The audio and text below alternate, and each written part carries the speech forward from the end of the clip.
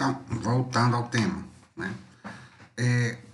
O pentecostalismo ele surge no início do século XX, no final do século XIX e o início do século XX. Ele se dá em várias vertentes. Tem um movimento místico, né, em Chicago, né? Nos Estados Unidos, acho que é importante demarcar que o pentecostalismo tem uma parte europeia, né, na Suécia, e outra parte estadunidense.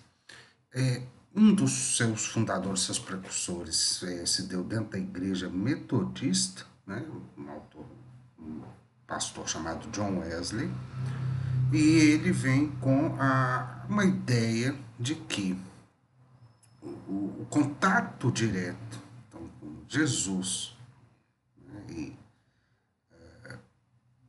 Deus Pai, né, toda essa ideia da trindade que já vinha sido formulada pela Igreja Católica permanece, mas esse contato seria mediado pelo Espírito Santo de uma forma direta. A sua base litúrgica, né, evangélica, vamos chamar assim, ela se dá no fato de Pentecostes, que foi uma festa na qual estavam reunidos vários dos discípulos de Jesus, e esse fenômeno descrito na Bíblia, ele se daria após a morte e ressurreição, né, de Cristo, em que ele enviou, então, desceram do céu labaredas de fogo, e ali haviam pessoas que falavam distintos idiomas, e elas se compreendiam entre si. Até então, a Igreja Católica e o protestantismo tradicional não tinha nesse fenômeno uma reprodução dele, assim, que ele pudesse ser atualizado. Ele era visto de uma forma metafórica, vamos dizer assim, né? Assim, existe através de Deus, né, da sua presença, nós poderíamos nos comunicar com todos os povos, então isso se articulava com a ideia de expansão do cristianismo, que também era dentro do evangelho, do evangelismo, né, de uma certa forma, mas ele vai se dar, ele vai ser reinterpretado como que isso que aconteceu daria, então, subsidiaria alguns fenômenos que podem acontecer hoje, né? Eu falei da Rua Alcina em Los Angeles, John Wesley, do movimento sueco, e esses três movimentos, de alguma forma, vão se articulando para, né, e sistematizando uma certa teologia que subsidiava que esse contato com Deus pudesse se dar de forma direta. Retomando, então, o cristianismo, né, que teve lá, vamos dizer, né, fora de Roma, algumas vivências desse tipo, alguns movimentos desse tipo, mas que não eram oficiais, vamos dizer, não eram legitimados, porque a liturgia, né, e aí tanto a protestante quanto a católica tradicional, ela disciplina o rito. Se tem uma vivência mística, ela está dentro, né, dos momentos litúrgicos do culto. Mas não de uma forma tão direta, sempre imediata, né? Se alguém tem uma visão, alguma coisa, isso precisa passar por cúrias, por organizações, para que isso fosse realmente legitimado, né? E pudesse então se atribuir um milagre ou um contato direto com Nossa Senhora, que é muito comum, né, na história da Igreja Católica, mas não acessível a todos os fiéis, a todos os cultos, etc. Não é isso que acontece no pentecostalismo. O pentecostalismo, então, quando as pessoas, né, nos seus cultos, começam a ter esse contato direto, ele se dá através de uma formulação também que foi revista no Evangelho, mas aí através das cartas de Paulo, pelos carismas ou dons do Espírito Santo. O Espírito Santo, ele promove alguns dons, por exemplo, falar línguas estranhas, né? Ou o dom da profecia. Uma pessoa tem uma vivência mística, ela pode profetizar alguma coisa, algo que vai acontecer no futuro, né? Seja na igreja, seja na comunidade em geral. O dom da revelação, alguém pode de alguma forma revelar para o outro alguma coisa que Deus diretamente está querendo te falar, né? Assim, tô aqui, tô orando por você e tô tendo uma revelação de determinado trauma ou determinada coisa que você viveu, Deus está vendo. O dom da expulsão dos demônios, algo muito falado no evangélico, assim, na vida de Jesus, e que a Igreja Católica, tanto o protestantismo, tratava com muita reserva, assim, algo que não foi muito valorizado, sequer na teologia católica ou protestante tradicional, mas que tinha lá, né, os padres exorcistas, os pastores exorcistas, mas era um fenômeno considerado raro, né, não tão comum. Então, isso, isso começa a acontecer, vamos dizer, quase que diariamente. E para isso também houve uma outra reformulação, um novo batismo, vamos chamar assim, né? Que além do batismo tradicional ritual, né? Que se dá também tanto na igreja protestante quanto na católica pelas águas, né? Seja aspersão de água, seja imersão nas águas, ele encontrou-se uma outra nomenclatura para a recepção desses fenômenos místicos ou desses dons do Espírito Santo, que foi chamado batismo no Espírito Santo. Batismo no Espírito Santo é quando o fiel que frequenta uma igreja pentecostal, ele recebe esses dons e um outro dom vai passar, né, a ser preponderante nessa pessoa, mas isso evidenciaria principalmente pelo falar em línguas, né, falar idiomas estranhos, assim, é um fenômeno conhecido e estudado como glossolalia. Né. Esses idiomas são, vamos chamar assim, espontâneos, né? Eles não obedecem uma semântica linguística de um determinado idioma. Eles têm, em geral, uma aparência dos idiomas antigos, hebreu, árabe, né? Principalmente, e se dão diferentes denominações pentecostais. Pois bem, se desenvolve nos Estados Unidos com um grande impulso da comunidade negra dos Estados Unidos. E aí uma coisa, voltando lá ao texto do Dulce, chama a atenção. Se a Igreja Católica até então era o centro do poder do império, né, o centro litúrgico da lei, da ordem, do sentido da vida dentro do Império Romano, e ela sim permanece por toda a Idade Média, a tradição a qual ela segue é a tradição litúrgica basicamente do Egito. Né? Assim, que o Egito, o faraó era a lei, e a lei era o faraó, aquilo que ele dizia, aquilo que ele escrevia, permanecia como lei. Tradição essa que o judaísmo herda, né? E que é transmitido de alguma forma para tanto a civilização romana como um todo, greco-romana, quanto para o cristianismo que virá depois. Essa tradição, podemos chamá-la assim, é urânica. Você tem uma lei divina, você tem uma hierarquia para se chegar a Deus, você tem uma escrita própria a Deus, você tem até um idioma próprio a Deus, que é o latim. Né? Talvez seus avós aí possam lembrar que as missas e as liturgias católicas elas eram celebradas em latim. E isso você cria uma dinâmica que Deus está no alto, né? Está no céu, o céu é muito importante, o que é de baixo é o inferno, né? O Satanás é o senhor desse mundo. E a elevação, então, ela se dá pela submissão à instituição da igreja, confissão, né? Que se dá de uma forma auricular, né? Talvez aí uma matriz do rito psicanalítico, né? E vai se dando porque Deus está em cima, Deus é quase que inacessível, eu sou um pobre mortal. Né? O protestantismo, embora dê um valor maior à subjetividade,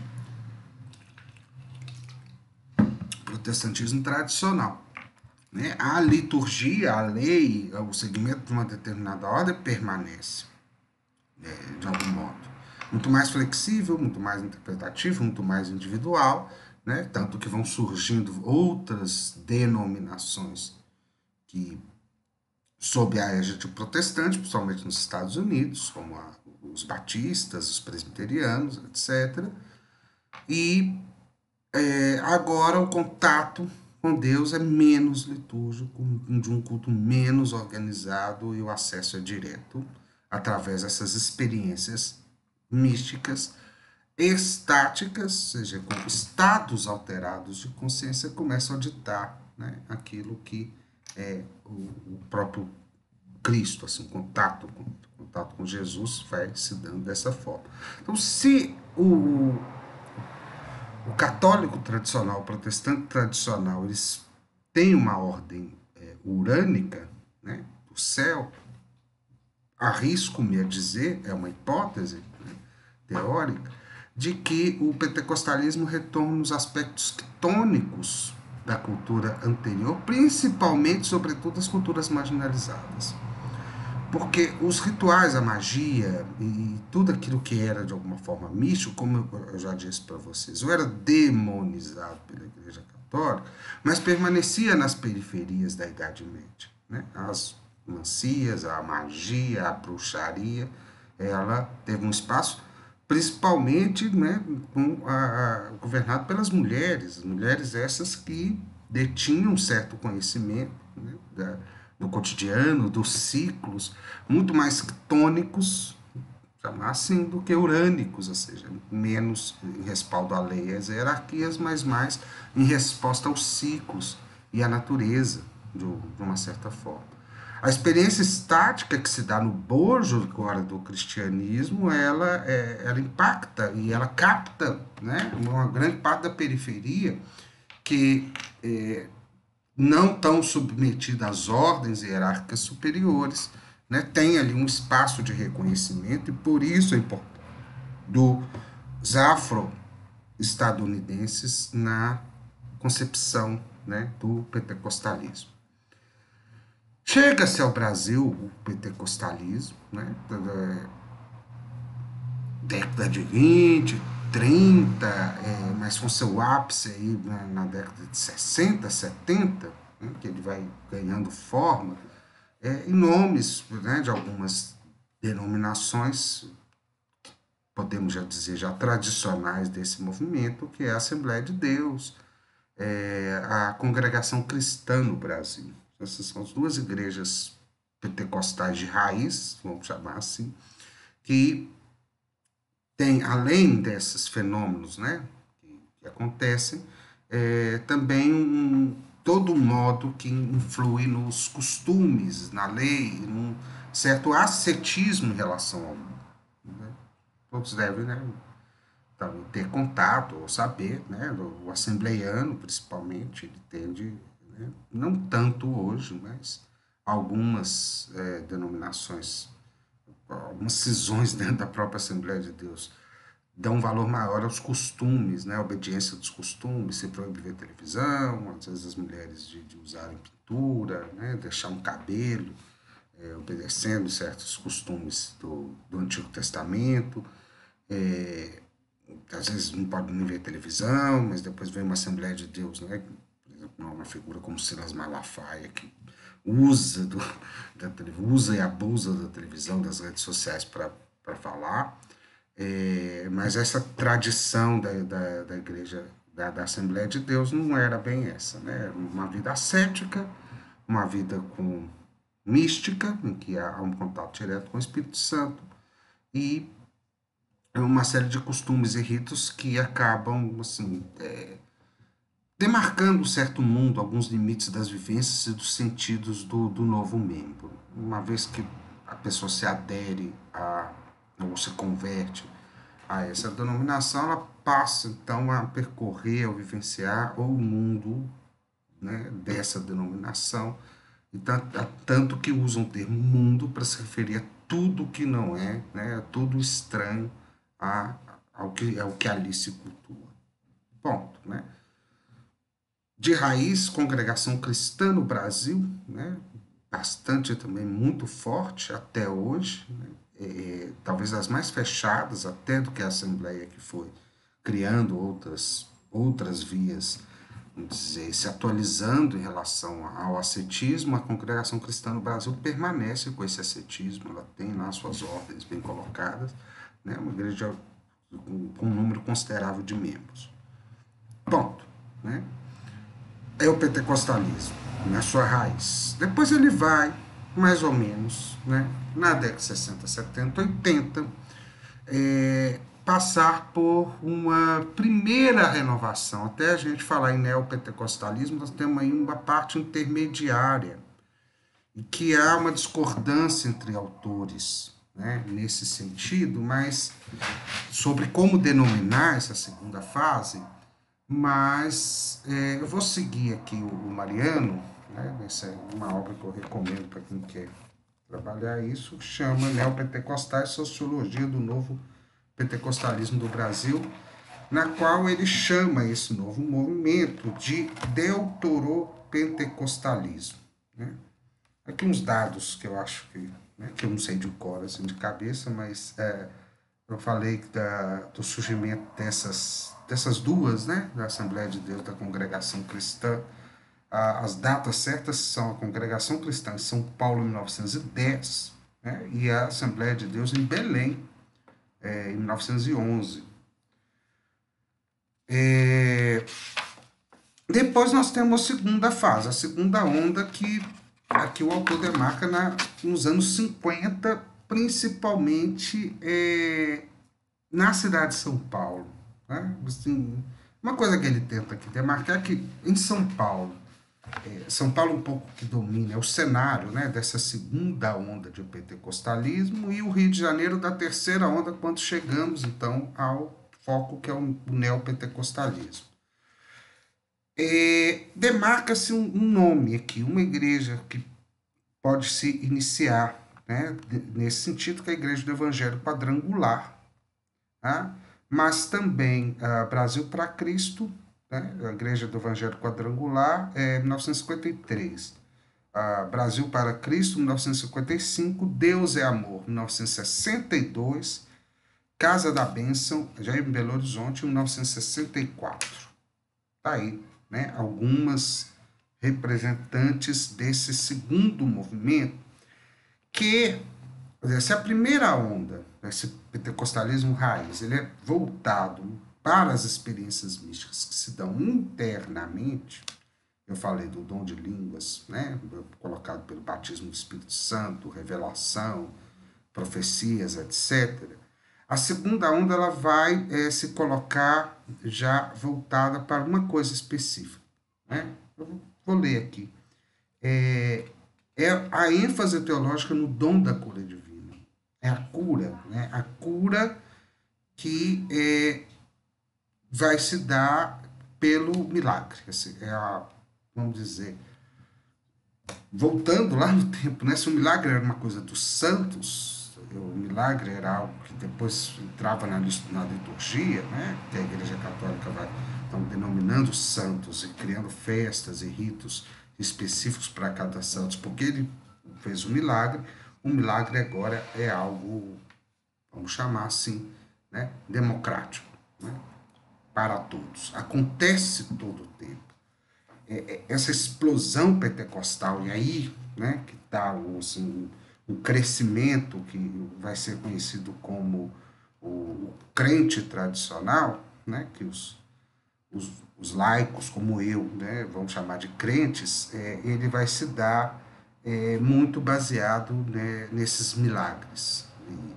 E essas igrejas, então, são as que começam a fazer campanhas em relação a determinados milagres, prometer cura para doenças orgânicas, curas espirituais, porque vão lançando mão dessa ideia, né, começando aí a ideia de guerra espiritual, que vai ser muito desenvolvida no neopentecostalismo, doenças psíquicas em geral, e campanhas, né, da libertação, curas dos enfermos, cura da família, quer dizer, horas e determinados lugares de cultos em que isso vai acontecer. Elas estão muito por cruzadas também, assim, ou seja, movimentos que de alguma forma não foram institucionalizados como igrejas, mas estão por missionários e pastores sobretudo estadunidenses. Acho que isso é uma coisa importante da gente pensar, que vão chegando e fazendo esses movimentos, né? Movimento da Cruzada dos Milagres, Cruzada da Libertação, etc. Né? Tendas que se abrem nas grandes capitais, que vão chamando essas pessoas para uma conversão em massa e a presença de milagres, né? Alguns deles, né, espetacularizados, alguns deles até teatralizados, né?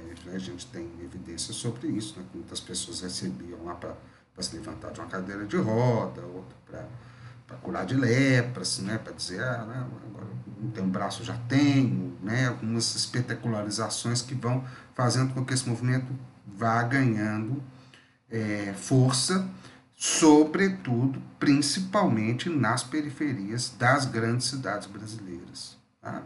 Assim, claro, vai chegando nas grandes, médias e pequenas, né, mas os focos, o grande foco de concentração vai se dar nas periferias de principalmente Rio, São Paulo, mas também Belém, mas também Salvador, né? Salvador tem um aspecto muito importante, né? Nessa segunda onda, que o autor chama de deuteropentecostalismo, né? Entre outras formas, porque alguns autores vão dizer assim, esses são os neopentecostais, e o terceiro movimento aqui nós vamos chamar de neopentecostal seria teologia da prosperidade, simplesmente. Na compreensão aqui do Mariano, a teologia da prosperidade é uma ideia que está dentro do neopentecostalismo, né? Pois bem, isso não apaga todas as vivências místicas do pentecostalismo anterior, né? Mas tem-se uma ênfase maior nessa ideia de cura, de salvação ali pela cura, etc., né? Dos milagres, dos sinais e milagres, né? Então, relativos assim no Evangelho ao próprio Cristo, que levanta, ressuscita pessoas, cura lepra, etc., na atualidade desses fenômenos. Essa é a ideia. Imagina a Igreja Católica, né, assim, simplesmente contando o que aconteceu e a experiência do fiel agora vendo aquilo acontecendo, né, sentindo a presença de Deus, entre aspas aqui. Neopentecostalismo. O que ele traz de novo? Por que não é a mesma coisa? Muitas pessoas, né, muitos de vocês podem parar, mas é assim são, né, os evangélicos, de uma forma geral. Esse termo aí que a Virgínia perguntou, evangélico vem depois, assim, uma tentativa dos protestantes se organizarem sob um nome, né, frente àquilo que eles tinham em comum. Os neopentecostalistas eles vão gerar um certo incômodo, né, nos movimentos evangélicos anteriores, tanto os pentecostais, né, menor, vamos dizer assim, um incômodo, embora sim, ele existe até hoje uma divisão, nós não somos neopentecostais, não se fala assim, né, fala principalmente sobre a IURD, principalmente sobre a Igreja Universal. Então ela foi julgada não evangélica, depois ela foi incorporada aos evangélicos, de uma forma geral, devido ao poder que ela foi acumulando. Mas a grande inovação, vamos chamar assim, que não apaga as anteriores, né? Assim, vivências, experiências místicas, segundo momento, curas, milagres, continuam, mas o terceiro ponto, talvez o mais importante, é a noção da chamada teologia da prosperidade, da economia sacrificial, que vão juntas, né? O que é economia sacrificial? A ideia de que para que um crente obtenha a graça de Deus, ele precisaria fazer um sacrifício, né? Que, olha, isso retoma a ancestralidade, né? Isso não é nada tão novo assim, eu fazer um sacrifício por Deus. Isso retoma tanto ao judaísmo tradicional, em que Deus pedia sacrifícios, quanto grande parte dos cultos e religiões tradicionais, fora até desse escopo judaico-cristão. né? Assim, no candomblé nós temos a ideia de sacrifício, nas cosmologias indígenas tem-se essa ideia de sacrifício, nas religiões afro-brasileiras, de uma forma geral, aí a Umbanda, né, Quimbanda, tambor de crioula, entre outros, tem-se uma ideia de sacrifício. Então, o sacrifício não é novo nesse sentido, mas ele é feito não a partir, por exemplo, dos judeus que sacrificavam os animais, ou da Umbanda que sacrifica, às vezes, né, também animais, o povo quechua, né, também sacrifica até posses financeiras, mas sobretudo animais, plantas, né, para a terra, e esperando uma retribuição. Isso se dá ou como uma redenção, né, assim, um pedido de perdão a Deus, compensando com uma oferta, ou uma espera de que algo possa vir. É comum nas culturas ancestrais que nos momentos de colheita, nos momentos de transição de estações, no momento que está tendo dificuldades por algum motivo, por algum problema climático que ocorra na região, que hajam ritos sacrificiais, né? Tanto muito descrito nos astecas, entre os astecas, quando da invasão espanhola, né? Devido à pobreza e aos problemas que ela trouxe para esse povo, eles começaram então, a fazer inclusive sacrifícios humanos, né, de uma forma grande, assim, com um número grande, há muita descrição sobre isso. Mas só para vocês entenderem que isso não isso não foi uma invenção da cabeça simplesmente do Edir Macedo, que é a grande marca dessa virada para o neopentecostalismo. Que se dá, né, assim, acho que é importante citar aqui, na Igreja de Nova Vida, no Rio de Janeiro, na década de 60. Essa igreja foi fundada por um pastor canadense, e dela saíram, nela frequentava Edir Macedo, R.R. Soares, né, duas figuras que vocês veem até hoje, 1960. Edir Macedo, ele é de uma família imensa, assim, né, dessas que teve, a mãe dele teve 33 filhos, desses sobraram 7. Uma família católica, mas ele na adolescência converteu-se à Umbanda, ele foi um frequentador da Umbanda, depois ele vai para a Igreja Nova Vida, e na Igreja Nova Vida ele a partir de uma cisão, isso é muito comum, vai se tornando cada vez mais comum no meio protestante brasileiro, que essas cisões vão abrindo, por exemplo, mantém-se a denominação anterior tradicional, mas põe-se um adendo, como em Belo Horizonte tem a Igreja Batista da Lagoinha, né? Tem a Assembleia de Deus de Madureira, tem a Assembleia de Deus Vitória em Cristo, tem N igrejas batistas, e entre outras, né? Mas o autor que nos demarca algumas, né? Principalmente a Universal do Reino de Deus, mas também a Internacional da Graça de Deus, do R.R. Soares, a Cristo Vive, a Comunidade Evangélica Sara Nossa Terra, a Renascer em Cristo, a Igreja Nacional do Senhor Jesus Cristo, que não é muito importante assim, né, em termos nacionais, né? Se situa muito em São Paulo.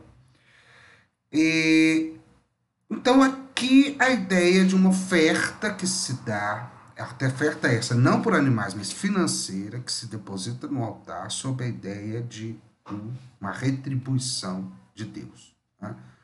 As vivências místicas, elas ficam em segundo plano. A ideia do sacrifício e a ideia financeira, a ideia também de que Deus satisfaz o crente pelos ganhos financeiros, ela se contrapõe, olha, ao ascetismo de um assembleiano, por exemplo, que era ensinado a ter uma vida ascética, como se fala, né? Austera, quer dizer, não era de muitos gastos e não doadas às coisas do mundo. O mundo é outra coisa. Aqui não, aqui o mundo, o controle sobre os costumes, ele desaparece, porque ele tinha ainda uma influência na segunda onda de pentecostalismo, que vai se misturando, né? A ideia de milagres com a ideia de costume. A ideia de uma conversão total, quer dizer, essas igrejas vão lidar muito com o fiel como um cliente, e às vezes um cliente eventual, né? É uma pessoa que procura a igreja para determinadas necessidades. Isso não quer dizer que não tenham membros ou que não tenham membros efetivos, né? Mas há uma circulação maior desses fiéis a essas igrejas, coisa que, né, no pentecostalismo tradicional, no segundo já começa menos, né? Não eram tão frequentes. As ofertas, elas vão sendo como o ápice, né? Assim, o grande momento dos cultos dessas igrejas, que vai permitindo com que elas cresçam financeiramente, elas vão ocupando lugares, né, cada vez maior dentro do próprio sistema, e vão ocupando outras áreas da vida econômica, né? Aqui tem uma citação que eu acho muito importante nesse sentido, sugerida por esse autor. Fala assim, para ser enquadrada como neopentecostal, tem que ter uma igreja, né, fundada a partir de meados da década de 70, que deve apresentar as características teológicas e comportamentais distintas dessa corrente. Vamos cachorros. Então, seriam essas características. Menos sectária e ascética. Ela, como disse, ela é voltada para o grande público, ela chama todo o público, né? Ela não tem muito problema. Mais liberal e tendente a investir em atividades extra-igreja, são atividades empresariais, políticas, culturais, assistenciais, tanto aquelas mais rejeitadas pelo pentecostalismo próximo, clássico, né, mais próxima, tal hipotética igreja estaria do ethos daquilo que se chamaria neopentecostal. Uma característica importante também a ser denotada, lembra que eu falei que o Edir Macedo ele frequentou Umbanda, né? É a da guerra espiritual. O que essas igrejas começam a fazer até para levantar, né, no mercado, e aí a importância de Salvador, eu falei anteriormente, os grandes polos do Edir Macedo foi a periferia do Rio de Janeiro, o qual ele fundou a sua igreja, a sua primeira igreja, e a periferia da Bahia, de Salvador.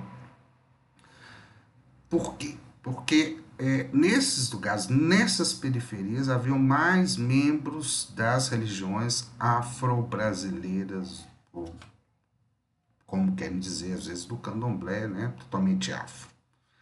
O Edir Macedo cresceu apontando, né, essas deidades, entidades, como queiram chamar, né, dessas religiões, num aspecto maniqueísta cristão, que é um movimento antigo até dizendo que elas eram representantes do mal, né, representantes do diabo, assim, eram várias formas que o diabo tinha de se manifestar. Essa mesma tendência foi seguida pelo R.R. Soares, né, assim, eles viram nisso um grande filão. Por quê?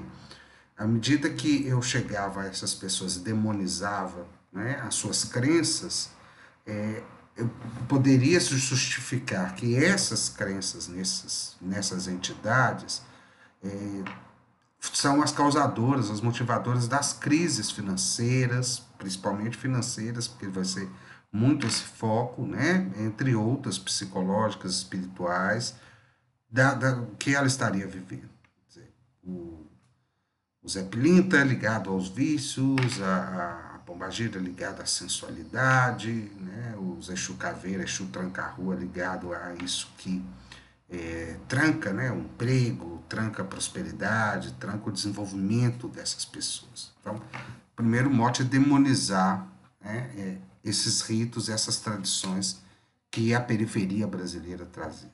Né? Segundo ponto, de uma origem bastante protestante, é aquilo que o Edir Macedo, ele está muito descrito na biografia dele, ele tem um sentimento de inadequação que ele acaba depois jogando a favor. Né? Ele tinha alguns problemas de movimento, ele era o mais baixinho, ele era careca, ele não foi um bom aluno, e era considerado atrasado na escola, atrasado pela família. E ele faz desse sentimento uma arma.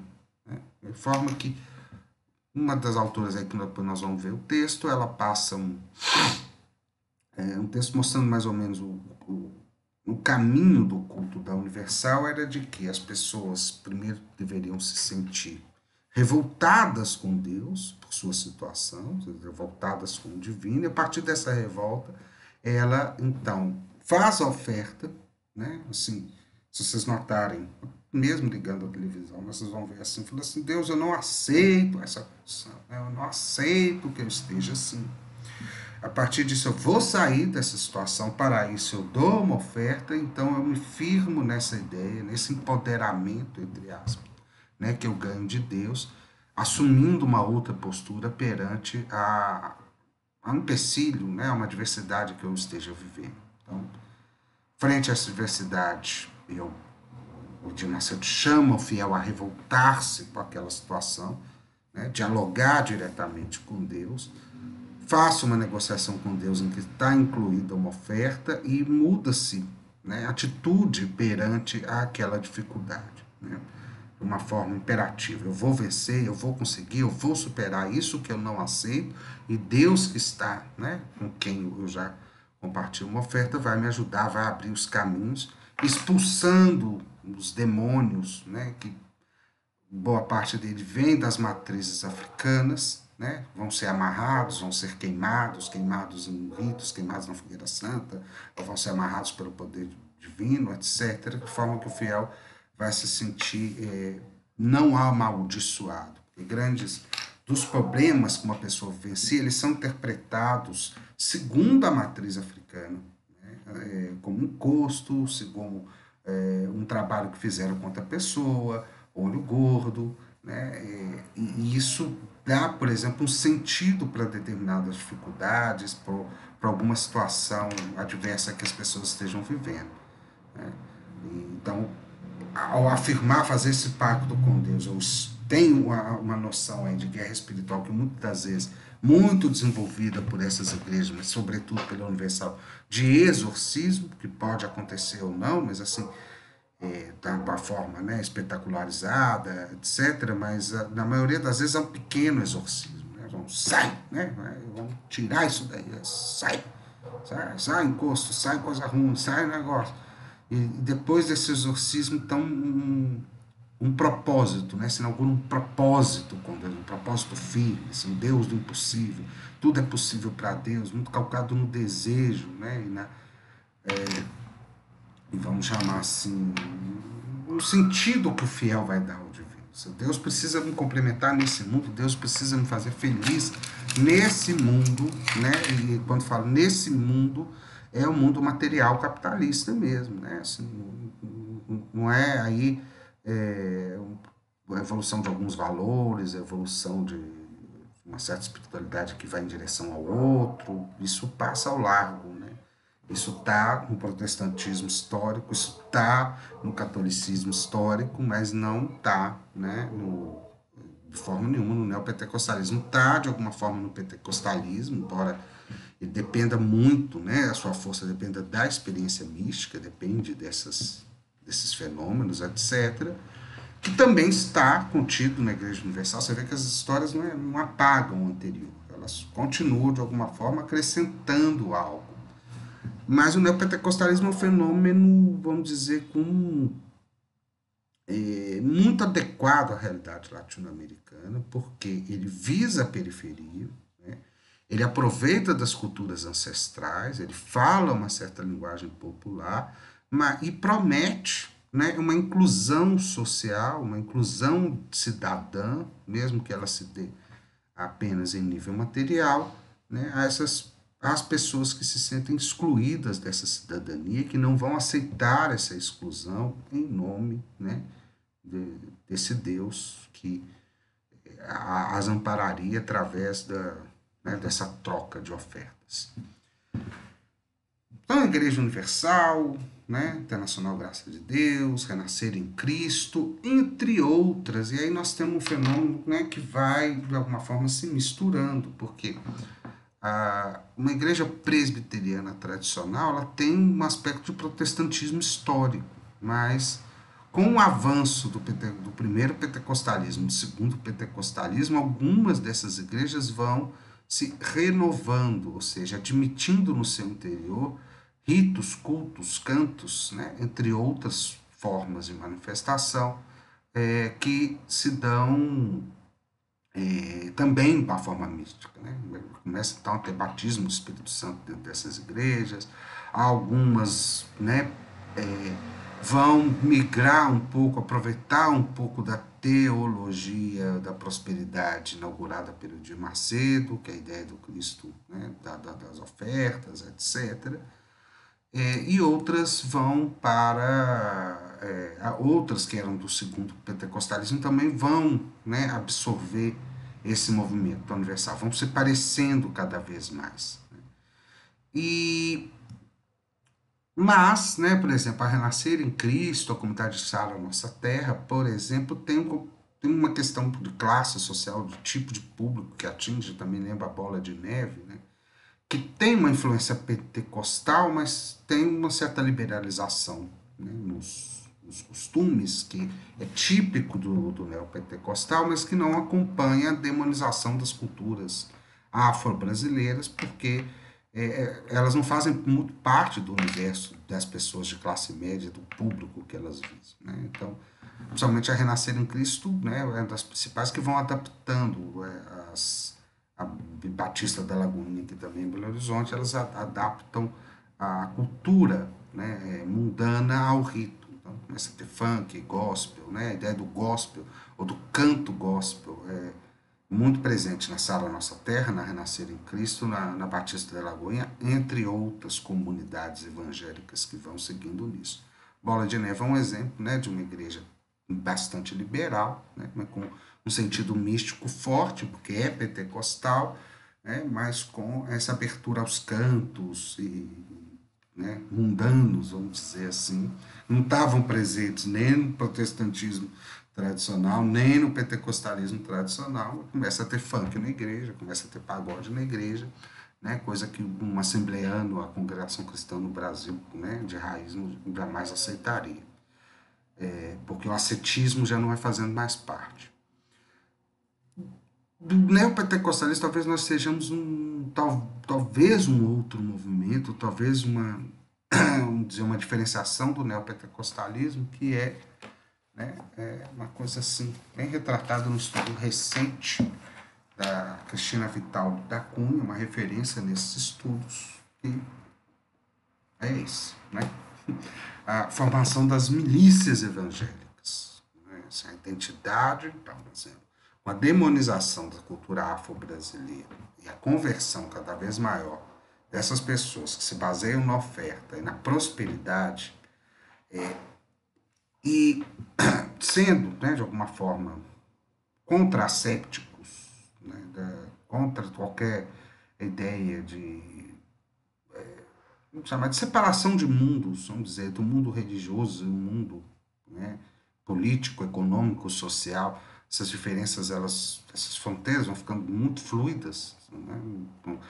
A igreja, o neopentecostal não tem pudor de pedir voto diretamente para um pastor, ela não tem pudor de interferir economicamente em alguma coisa, e também vai perdendo o pudor sobre a relação com o crime. Né? Se o pentecostalismo tradicional ele convertia o crente a uma outra vida, né? No meu tempo eu era um bêbado e vivia drogado, eu já aceitei Jesus. A continuidade da vida que a pessoa leva no mundo e a vida da igreja, ela vai diminuindo cada vez mais, né? Podendo, né, nessa ideia dessas formações de milícias. Com o culto, né, com o sentido desse. Do, esse sentido aí, perdi a palavra, da teologia, dessa teologia que está sendo colocada.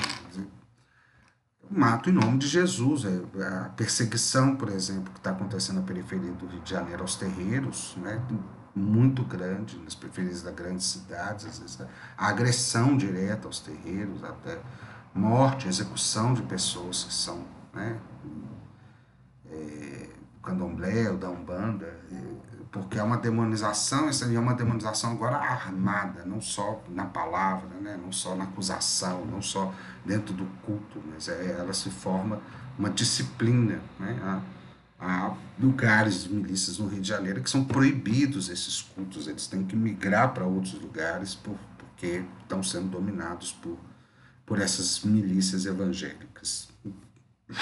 Sem dizer, e aí evangélico, né, a gente pensando nesse parênteses, neopentecostal. Sem dizer o poder político, né, que é visível cada vez maior, né, ele mostrou-se para o Brasil no impeachment da Dilma, ou golpe, né, assim eu considero, de 2016, porque era invisível para uma certa parcela da sociedade que esses valores, essa congregação de pessoas pudesse estar no poder de uma forma tão forte, né? tão influente na sociedade. E um outro aspecto também que eu acho que é importante ressaltar do neopentecostal, em diferença a todos os outros, é a pouca ênfase na cristandade em si, né? A maior ênfase, uma boa parte da liturgia, que é menor, vamos dizer assim, né? Se você for pensar no catolicismo, protestantismo histórico, a formação para se tornar um pastor ou padre, em termos filosóficos litúrgicos, era muito maior, e na Universal do Reino de Deus e nascer em Cristo é algo, talvez um curso de 6 meses no máximo, né? Se a pessoa tem um dom ali da oratória, ela já é contratada. é, mas o que está muito na liturgia, de pouco que eles leem, né, no texto sagrado dentro das igrejas, se refere ao Velho Testamento e à reafirmação do Estado de Israel como um Estado central, né, assim, um Estado a ser defendido. Há um aspecto geopolítico importante, porque essas igrejas do segundo, desde o primeiro, do segundo ou terceiro pentecostalismo, elas têm uma influência política e econômica muito forte dos Estados Unidos, ou de setores estadunidenses, e nessa última leva um setor importante da elite estadunidense, que está colocado no Instituto Rockefeller, reunido, que é o sionismo, né? Assim, a recuperação do Estado de Israel como o único Estado legítimo daquela região em que eles estão situados. Então o sionismo começou a fazer parte, né, dentre outras ideias propagadas por essas igrejas, tanto que nos movimentos conservadores a gente sempre vê uma bandeira do Brasil junto a uma bandeira de Israel, né, reafirmando a importância desse Estado. Isso, em termos culturais, é muito importante que eles tenham assim, uma adesão, né, da invasão que eles promulgam todos os dias lá com o povo palestino. Então, eles ganham essa adesão, ganham essa ideia, né, da construção da Nova Jerusalém, que se assoma tanto ao imaginário cristão quanto ao imaginário sionista judaico, né? Isso não é parte de todos os judeus, tem muitos judeus que nem se conformam com a existência do Estado de Israel, apontam a injustiça que foi essa criação, embora alguns até não apontem injustiça, mas pelo menos, né, tem outro trato com o povo palestino, mas isso é uma outra afirmação, assim, uma legitimação disso, né, dos acampamentos que são feitos lá de forma ilegal, arbitrárias, né, com o povo palestino naquela região. E cada vez mais o Edir Macedo, né, principalmente, ele foi vestindo a capa de profeta israelense, né, usando a kibbá, foi deixando a barba crescer, né, em alguns momentos, foi denominando como profeta, e os ritos, né, da Universal, que tem muito no objeto, objetos que vêm variados ritos anteriores, desde a Umbanda, né, com a ruda, uma semente, uma água como símbolo universal de purificação, etc. Eles se utilizam disso. Eles têm voltado o seu rito a símbolos israelenses, né, israelitas, melhor dizendo, do que simbologias cristãs, né. Não se fala tanto de Jesus, né, da sua mensagem nas igrejas neopentecostais. Tende-se a falar mais do Deus do Velho Testamento, que é o Deus que tem essa economia sacrificial. E a lei da oferta, né, da reciprocidade entre os deuses é muito mais apetecível para convencer o fiel a depositar a sua oferta. Há uma diferença entre dízimo e oferta, que às vezes o senso comum, né, confunde essas duas coisas. O dízimo é uma mensalidade que o fiel paga à igreja, quando ele é membro, né, corresponde mais ou menos a 10% do seu ganho bruto. Né. A oferta são, além do dízimo, elas são feitas no momento do culto, né, ou seja ele televisivo, seja ele presencial. O fiel é induzido a dar uma oferta numa campanha para determinado assunto, no culto em que ele se sentiu tocado. Praticamente todo culto é pedido oferta. Os cultos são feitos, né, muitas vezes 5 vezes por dia, 5 cultos no mesmo dia. Em todos os cultos vai ter vamos dizer, alguma desculpa, né, algum sentido para pedir uma oferta. E, mas a maior indução, assim, quando os fiéis tendem a depositar mais, é quando ele é atraído por uma questão específica, por exemplo, o culto voltado para a libertação de família, o culto voltado para problemas amorosos, o culto voltado para dispersão de maldições, né? Porque o fiel tende a acreditar no mal olhado, no mau agouro que alguém jogou para ele, no trabalho que se fez para ele, isso é uma coisa comum à nossa cultura que foi apropriada. A oferta, então, é como que um pacto de que aquele trabalho foi quebrado, né? De que aquele exorcismo foi feito, certo? É esse o povo que eu proponho com vocês a estudar. Vejam essa aula, né? Depois que a virem, a gente conversa. Eu preciso que vocês vejam a aula para a gente começar a falar, né? Sem essa base anterior. A gente conversa. Eu passo uma bibliografia básica para vocês depois sobre isso. Não são tantas coisas assim disponíveis na internet, a maioria são livros que a gente precisa, infelizmente, adquirir. E sobre aquele, né, que eu falei lá no início, da gente começar a dividir os pequenos grupos, a gente conversa depois com aqueles que virem a aula, com aqueles que realmente se interessarem. Um beijo para vocês, né? Fiquem bem, cuidem-se, né? Que o momento é terrível, né? Cuidem-se bem, cuidem dos seus familiares, cuidem de si mesmo, porque, né, não é fácil, né? A coisa às vezes acontece assim, esse vírus, e ele é mortal mesmo, tá bom? Um abraço.